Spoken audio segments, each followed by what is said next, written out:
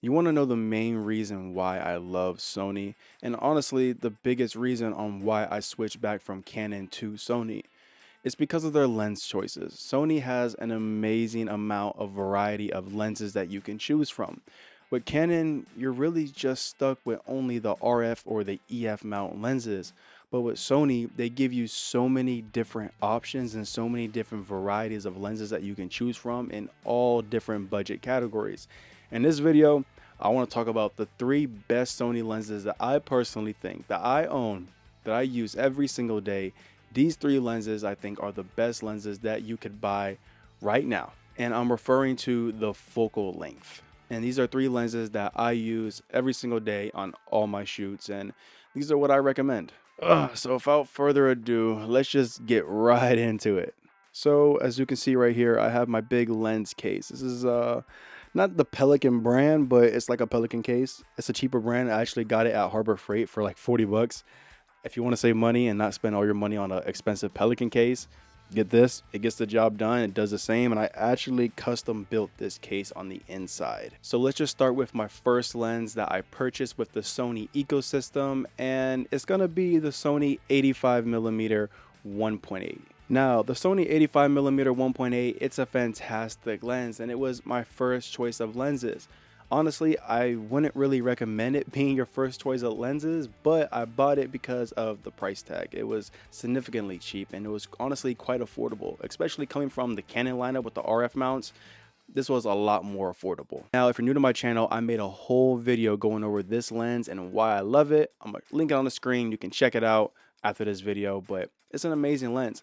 This lens primarily is more of my B-roll lens. And the reason why I choose this lens whenever I'm doing B-roll is the simple fact that it just gives you a look that a 50, a 35, a 24, a 16 just cannot give you. The way that this lens brings the background so much more closer to your subject just makes it look so beautiful. And the fact that it's a 1.8, it does have a fast aperture, so it's really good in low light situation. So again, I primarily use this shot whenever I want to get really tight close-up detailed shots. I honestly, in a way, treat it as if it was a macro lens.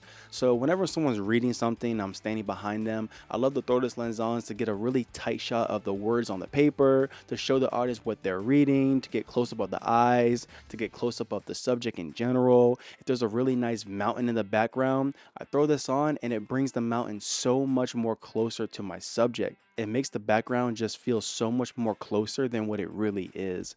And this lens does that. This lens, at the time when I bought it, when I had the A7S III, this was my go-to for photos. I love this lens as a great portrait lens. And honestly, when I pick up another hybrid camera, this is gonna be my go-to travel lens whenever I wanna take good photography. You just can't beat it for 379, I think. I don't know. Every time I make a video about this lens, I always say a different price. I don't really remember what I bought.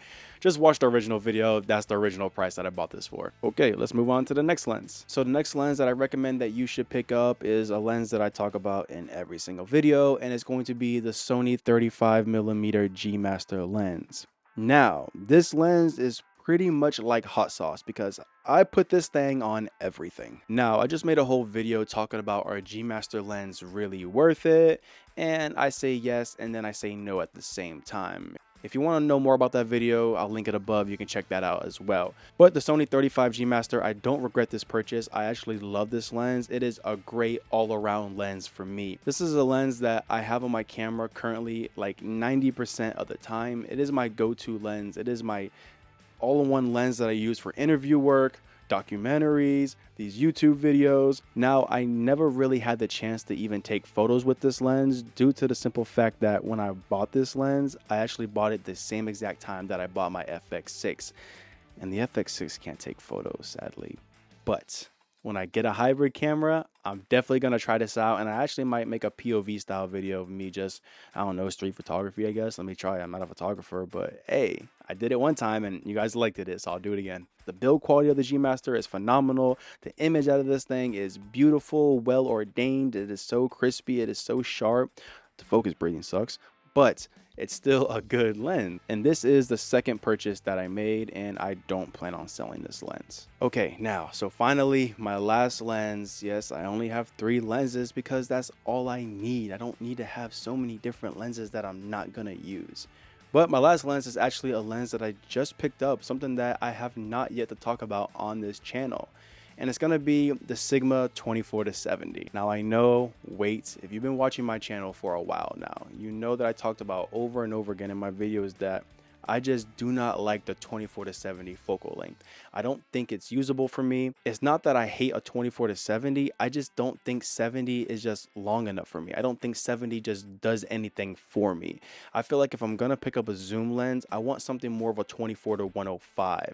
But the reason why I didn't get a 24-105, honestly, is probably the same reason that everyone else doesn't get a 24-105, and it's because that it's an f4. I need something that's going to be a fast aperture, and f2.8, though I wish it was lower, you can't really get any lower with a zoom lens without having it be extraordinarily big. Maybe one day some brand, some company can try to make that work, but a 2.8 is the lowest that you can get with a zoom lens, and it's something that I have to work with. Now, the reason why I bought this lens is because I do a lot of event work. And the last time that I got hired for an event, I didn't have a zoom lens. I only had my primes, which did the job fairly well. There's so much going on at events. There's so many different things happening at once. You need to capture everything quickly and efficiently. And a zoom lens allows me to do that. And that is why I picked up this Sigma 24-70, the DGDN version. Now I'm not going to get too deep into detail about this lens because I already made a video reviewing this lens, so whenever I drop that, then you'll get a much more detailed video about this lens in particular and why I picked it up and what I love and what I don't love about it. So that's it for today's video. I really hope that you enjoyed it. I see a lot of videos that do like a what's in my camera bag, so I guess I just wanted to do a what's in my lens case video just to show you all type of lenses that I have. I don't have a lot. I don't need a whole lot. I only buy what I need. If you enjoyed today's video, please leave a like, comment, and subscribe. And I'm going to see you in the next video. I'll be on to Buongiorno.